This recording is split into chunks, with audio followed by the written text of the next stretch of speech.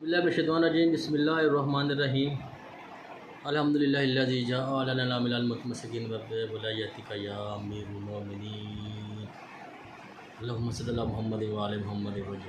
آپ کی خدمت میں حاضر ہوں۔ نماز کس طرح پڑھنی ہے، نماز پڑھنے کا صحیح کیا طریقہ ہے۔ ہم آپ دوست احباب کوئی ادھر ہاتھ باندھتا ہے، کوئی نیچے باندھتا ہے، کوئی ادھر ناک باندھتا ہے، کوئی اوپر باندھتا ہے، کوئی ادھر باندھتا ہے، لیکن ثبوت کسی کے پاس نہیں ہے، دلیل کسی کے پاس نہیں ہے، سند کسی کے پاس نہیں ہے۔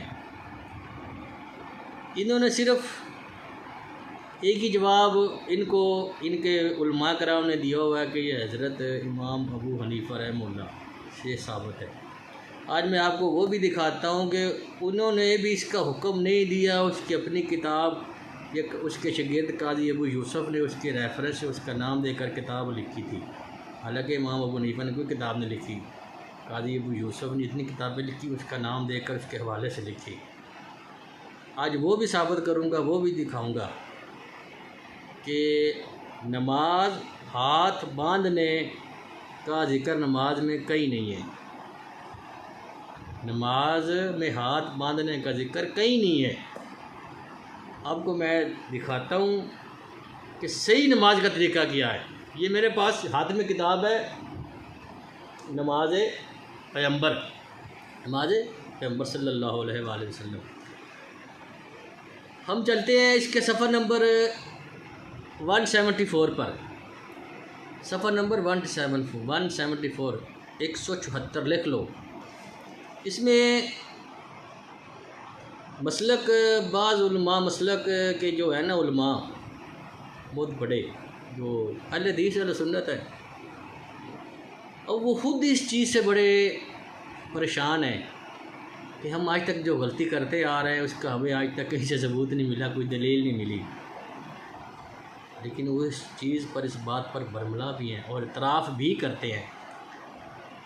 اور برادران اہل سنت سیاہ ستہ، پوری سیاہ ستہ میں کوئی اتھینٹک صحیح سند والی حدیث نہیں ہے۔ ایک اسماعیل تھا، اس نے وہ پرانا تھا کوئی، انہوں نے ضعیف حدیث دی تھی، تصدیق کیا، جب جہاں سے وہ حدیث لے رہا تھا جب لے رہا تھا اس وقت وہ زندہ ہی نہیں تھا۔ اچھا خیر، عرض یہ ہے کہ عربی اسکالر علامہ عمرو بن عبد المنعم بن سلیم کا اعتراف حقیقت، وہ اپنی کتاب میں لکھتے ہیں کہ بدعات میں پہلے تو نماز میں ہاتھ باندھنے والی روایت پر بحث کر کے انہیں ضعیف قرار دیا ہے، پھر آخر میں لکھا ہے کہ صحیح یہی ہے کہ نماز دونوں ہاتھ رکھنے کا تعین کہیں سے ثابت نہیں ہے، اور بعض علماء کا پرانا قول یہی ہے کہ یعنی نماز میں ہاتھ رکھنے کہاں ہے، یہ بات کہیں سے بھی ثابت نہیں ہے۔ اس کے بعد یہی عرب اسکالر مزید اعتراف کرتے ہوئے لکھتے ہیں کہ میں کہتا ہوں اس طرح باب میں کسی ایک صحابی سے بھی کچھ ثابت نہیں ہے۔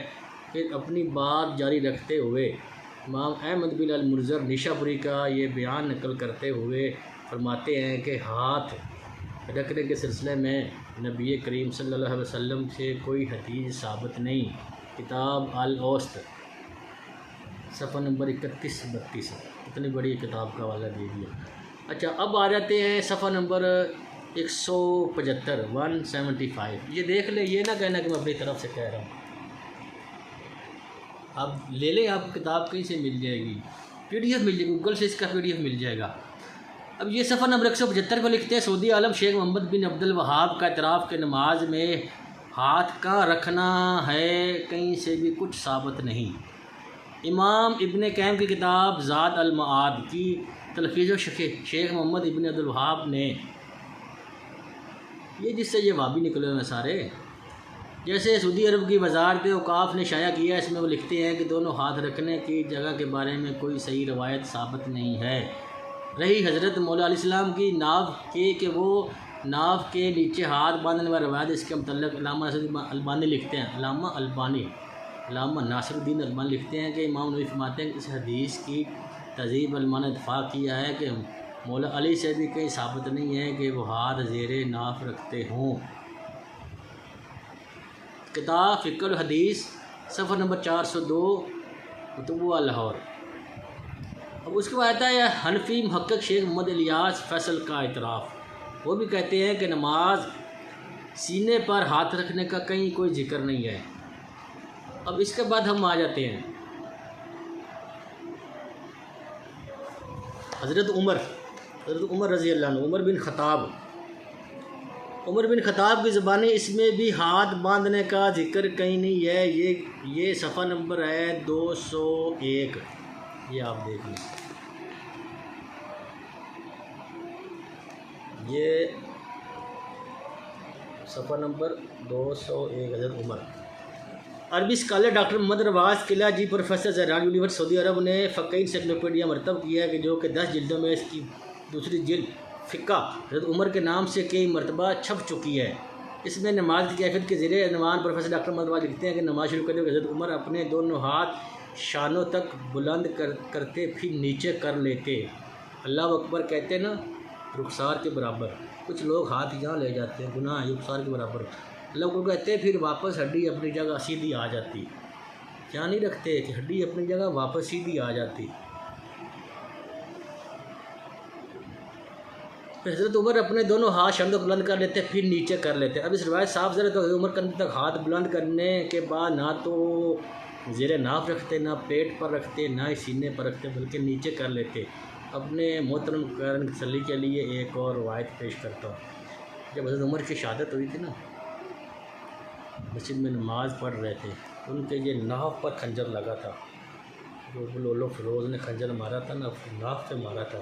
اگر اس کے ہاتھ بندے ہوتے، ستہ پوری میں روایت ہے، میں اپنی طرف سے نہیں کہہ رہا، تصدیق کر لیں، اگر ہاتھ بندے ہوتے، ناف اوپر روپے تو خنجر کیوں مارتا یہاں پر؟ ہاتھ کھلے ہوئے تھے، مثلاً کہ ارسال الیدین سے نماز ادا کر رہے تھے، جس طرح آج شیعہ ہاتھ چھوڑ کر نماز پڑھتے ہیں۔ لیکن یہ جو خارجی ہیں، ناصری ہیں، یہ سارے آل امیہ سے نکلے ہوئے ہیں نا، آل مروان، آل یزید سے، یہ ان کا انہیں سے تعلق ہے، یہ اس سے نکلے ہوئے ہیں، تو یہ انہیں سے یہ روایت لیتے ہیں۔ اب آ جاتے ہیں صفحہ نمبر 203 پر، مسند امام اعظم، مطلب کہ امام ابو حنیفہ کو جو ہے نا، یہ سنی جو لوگ ہیں نا، یہ امام اعظم بولتے ہیں۔ ہم صرف ان کو حضرت امام ابو حنیفہ رحمہ اللہ نعمان بن ثابت کو، کیونکہ یہ امام اعظم جو ہے نا، وہ رسول خدا کو لقب ہے اعظم کا، اور کسی کو لقب نہیں ہے۔ اعظم کا لقب صرف ان کو ہے، تو وہ امام اعظم ہے، اس کے بعد امام اعظم نہیں ہے۔ یہ فرماتے ہیں امام ابو حنیفہ کی پہلی صدی 80 ہجری میں پیدا ہوئے، صحابہ کرام کا آخری دور تھا۔ امام صاحب نے حدیث جمع کی، ان کی تعداد بقول حنفی بیان کے 530 ہیں۔ امام صاحب کی اس کتاب افتاح کا نماز کا بیان ہے، تو اس میں اس بات کا ذکر ہے کہ پیارے نبی نماز شروع کرتے وقت ہاتھ کہاں تک اٹھاتے تھے۔ اس کے علاوہ اس کتاب میں رکوع، سجود، قنوت، تشہد کے ابواب، لیکن کیا یہ حیرانگی کی بات نہیں کہ امام ابو حنیفہ کی پوری کتاب میں نماز میں ہاتھ باندھنے کا سرے سے ذکر ہی نہیں ہے۔ قاضی ابو یوسف صاحب فرما رہے ہیں کہ امام صاحب کی جو یہ حدیثیں انہوں نے اکٹھی کی تھی نا، کوفہ سے کی تھی، مکے سے کی تھی، مدینہ زیادہ کوفہ سے لی تھی، کیوں کوفہ میں بہت زیادہ صحاب تھے، تب ان کا آخری دور تھا، کچھ چند صحابی تھے، تھوڑے سے تھے، زیادہ تابعین تھے۔ انہوں نے یہ ذخیرہ اکٹھا کیا، رکھ لیا، اس کو عباسی خلیفہ نے چیف جسٹس آف قاضی کی آفر کی، پیشکش کی، تو امام جعفر صادق کے مقابلے میں ہم سے جو چاہے لے لے، چیف جسٹس قاضی بنا دیا، حدیثیں لے۔ انہوں نے کہا نہیں لکھوں گا، میں ان کا شاگرد ہوں، وہ آل رسول ہے، وہ اہل بیت ہے، ان کے خلاف نہیں جا سکتا۔ کوڑے مارے، زہر دے کے شہید کر دیا۔ اس کا جو شاگرد تھا قاضی ابو یوسف، اس نے یہ کتاب امام ابو حنیفہ کا ریفرنس دے کر اس کے نام سے یہ کتاب چھاپی، لکھوائی، اپنی زیادہ حدیثیں اس میں ٹھوک دی، ایڈجسٹ کر دی۔ جو بدعات آج تک چلی آ رہی ہیں، تو آج تک چلی آ رہی ہیں۔ اس میں آ جاتے ہیں صفحہ نمبر 184، 184، بخاری شریف، سنن نبی داؤد، جامع ترمذی، صحیح ابن خزیمہ کی آنکھیں کھول دینے والی حدیث۔ ایک بزرگ صحابی حضرت ابو حمید سعدی کا پیغمبر اکرم کی پوری نماز کا طریقہ بیان کرنا اور 10 صحابہ کرام کی تصدیق۔ بخاری شریف درجہ بالا کتب کی حدیث حق حقیقت کی متلاشی ہے، ہر انصاف پسند مسلمان کے دل دماغ کو مطمئن کرنے کے لیے کافی ہے صحابہ کرام کی محفل میں، جس میں بزرگ صحابی حضرت ابو حمید سعدی کے علاوہ 10 دیگر صحابہ موجود تھے۔ اس محفل میں پیغمبر اکرم صلی اللہ علیہ وآلہ وسلم اللہم صلی اللہ محمد وآلہ کی نماز کا ذکر چھڑ گیا تو حضرت ابو حمید سعدی نے کہا انا کنت احفظکم لصلاۃ رسول اللہ صلی اللہ علیہ وآلہ وسلم، میں تم سب میں علیہ وسلم کی نماز کو خوب یاد رکھنے والا ہوں۔ اس کے بعد بزرگ صحابی حمید سعدی علیہ وسلم کی پوری نماز بیان کرتے ہوئے جیسے اہل سنت محدثین نے بڑی تفصیل سے اپنے کتب میں درج کیا ہے، ہم اس کی تفصیل بخاری شریف سے نقل کرتے ہیں۔ ہم ترجمہ پڑھتے ہیں۔ میں دیکھا کہ پیغمبر اکرم جب تکبیر تحریمہ کرتے اپنے دونوں ہاتھ دونوں مونڈوں کے برابر لے جاتے ہیں، جب رکوع کرتے اپنے دونوں ہاتھ دونوں گھٹنوں پر جما دیتے، جب ہاتھ مونڈوں پر لیتے تو واپس جوڑ اپنی جگہ واپس آ جاتا، جوڑ فولڈ نہیں ہوتا، اگر فولڈ ہوتا تو یہاں ہوتا، ہڈی اپنی جگہ واپس آ جاتی۔ جب رکوع کرتے دونوں اپنے ہاتھ، جب رکوع کرتے دونوں اپنے ہاتھ گھٹنوں پر جما دیتے، پھر اپنی پیٹھ جھکا کر سر و گردن کے درمیان برابر کر دیتے، پھر سر اٹھا کر سیدھے کھڑے ہو جاتے۔ آپ کی پیٹھ کی ہر پسلی اپنی جگہ پر آ جاتی۔ جب سجدہ کرتے تو نہ ہاتھ زمین رکھتے، نہ باہوں کو بچھاتے، نہ سمیٹ کر پڑ سے لگا دیتے، پاؤں کی انگلیوں کی نوکیں قبلے کی طرف جب 2 رکعتیں پڑھ چکے تو بایاں پاؤں بچھا کر اس پر بیٹھتے اور دانا پاؤں کھڑا رکھتے۔ جب آخری رکعت پڑھ چکے ہوتے تو بایاں پاؤں آگے کرتے اور دانا پاؤں کھڑا کرتے اور سرین کے بل بیٹھ جاتے۔ ابن خزیمہ نے بھی اپنے صحیح حدیث کو کئی جگہ اسی طرح درج کیا ہے۔ ملاحظہ ابن خزیمہ جلد نمبر 1 صفحہ نمبر 594، صفحہ نمبر 212، جلد نمبر صفحہ 212، صفحہ نمبر 420۔ یہ 4 صفحوں میں ابن خزیمہ ابن خزیمہ بہت بڑے عالم تھے، مانتے یہ ان کا ریفرنس دے رہا ہے۔ اس میں ریفرنس بخاری کا، ابو داؤد کا، ترمذی کا اور ابن خزیمہ کا ہے۔ ثابت ہو گیا کہ پیغمبر اکرم صلی اللہ علیہ وسلم کا صحیح نماز کا طریقہ کیا تھا، ثابت تک کیسے پہنچا، اور اس کتاب میں ٹوٹل سیاہ ستہ کتب اربع کی ساری حدیثیں اس میں ہیں۔ زیادہ جو حدیثیں اس میں ہیں 90% وہ سنی علماء کی حدیثیں ہیں۔ اس میں ثابت ہوتا ہے کہ رسول خدا، مولا علی، اہل بیت و صحابہ کرام سارے نماز ارسال الیدین سے پڑھتے تھے، رفع الیدین سے نہیں۔ ایسے ہاتھ نہیں رکھتے تھے، ایسے نہیں رکھتے تھے، ایسے نہیں رکھتے تھے، ایسے نہیں رکھتے تھے، ارسال الیدین سے رکھتے تھے۔ جب اللہ اکبر کہتے تو رخساروں کے برابر ہاتھ ہوتے، پھر ہاتھ نیچے چھوڑ دیتے، واپس جہاں سے اٹھاتے یہ ہڈی اپنی جگہ واپس آ جاتی، ہاتھ سیدھا ہو جاتا، جیسے اب موجودہ شیعہ نماز پڑھتے ہیں، جیسے کہ ہم پڑھتے ہیں۔ اصل یہ طریقہ ہے نماز پڑھنے کا محترم بھائیوں اور بہنوں۔ بروز حشر قیامت والے دن سب سے پہلے سوال کس چیز کا ہوگا؟ نماز کا ہوگا۔ مولا محمد جعفر صادق علیہ السلام اللہم صلی اللہ علیہ فرماتے ہیں کہ سب سے پہلے ہم نے اپنے دادا علی سے، دادا مولا حسن، مولا حسین سے، مولا امام سجاد الدین سے، امام باقر سے ہم نے روایت لی ہے، وہ فرماتے تھے کہ سب سے پہلے جو سوال ہوگا وہ نماز کا ہوگا۔ اگر آپ کی نماز درست نہیں ہوگی نہ آپ کی نماز کا طریقہ غلط ہوگا۔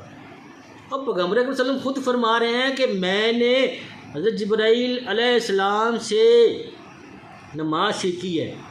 اس میں حدیث ہے، بخاری کی حدیث ہے، مسلم کی حدیث ہے، بہار الانوار رسول کافی کی حدیث ہے۔ جبرائیل علیہ السلام نے مجھے اس نماز کا طریقہ بتایا، اور جبرائیل علیہ کو نماز کا طریقہ کس نے بتایا؟ اللہ تعالیٰ نے۔ ثابت ہوا کہ ارسال الیدین نماز کا تذکرہ کہاں سے شروع ہوا؟ پروردگار سے۔ آیا کون لے کر؟ جبرائیل امین۔ دیا کس کو؟ رسول خدا کو۔ انہوں نے کس کو دیا؟ اہل بیت کو، مولا اسلام کو، انہوں نے کس کو دیا؟ صحابہ کرام کو۔ اگر جب ہم نے ساری سنتیں لے لی ہیں تو یہ سن لیتے ہوئے ہمیں موت پڑتی ہے۔ آل امیہ کی طرح وہ اسلاف والے بت، لات منات عزا، جو ایسے ہاتھ باندھ کے جو بت بنے ہوتے ہیں، ان کا یہ طریقہ تو آل امیہ نے بنایا ہوا تھا۔ آل امیہ تو شروع سے ہی، وہ تو نام کے مسلمان تھے بس، وہ تو شروع سے ہی ان کا تو یہ مشن تھا، ان کا ان کو اپنے مشن پہ لگانا۔ خیر، واقعی دعوت الحمدللہ اجازت دیجیے میری مزید ویڈیو دیکھنے کے لیے قرآن و حدیث کے ریفرنس سے سند کے ساتھ میرا یوٹیوب چینل ہے ذاکر لطیف رضا علوی 512 یوٹیوب چینل چیک کریں سبسکرائب کریں آپ کو ہر ویڈیو مل جائے گی ریفرنس کے ساتھ کہانیاں نہیں ہوں گی بونگیاں نہیں ہوں گی قرآن و حدیث کا ذکر ہوگا اس میں السلام علیکم یا علی علیہ السلام